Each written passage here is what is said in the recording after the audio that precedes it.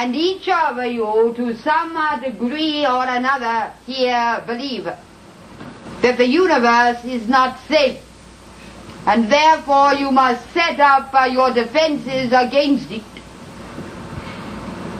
Now the one line official consciousness with which you are familiar says, the world is not safe. I cannot trust it, nor can I trust the conditions of experience or the conditions of my own existence, nor can I trust myself. I can look at a squirrel and rejoice, but I cannot look at myself and rejoice, for lo, I am filled with iniquity, and I am to some extent evil, and I must hide myself.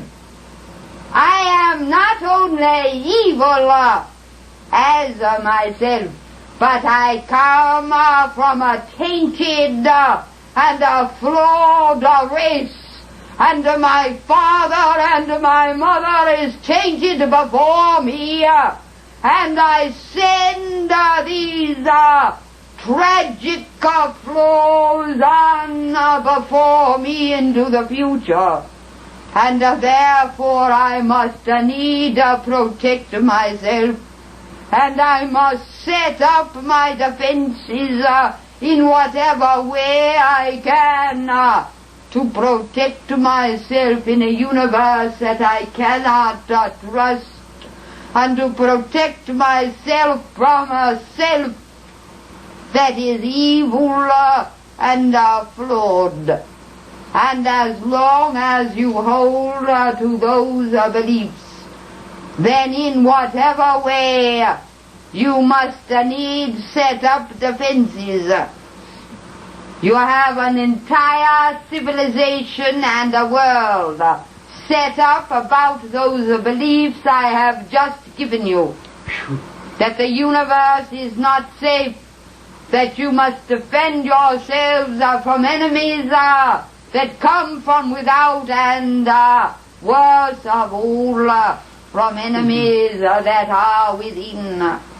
And so indeed do you feel uneasy, and set up your barriers, and run as fast as you can in whatever way given you from those enemies that are the result of a one-line official kind of consciousness.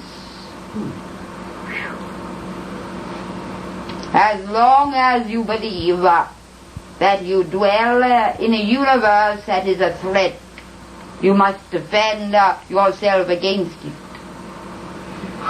As long as you believe that the self is flawed, and that your race is damned and evil, you must also defend yourself against yourself. And how can you then trust the voice of the psyche? And when I say to you, be spontaneous, how dare you take that step? The official line of consciousness forms a world about it, and you perceive and experience that world, and it will always show you the results of the beliefs that are inherent in the official line of consciousness. While you devote yourselves to that official line of consciousness, the world will always appear the same: evil, disastrous, bound only for domination, whether through nuclear destruction or the greater judgment of a fundamental God.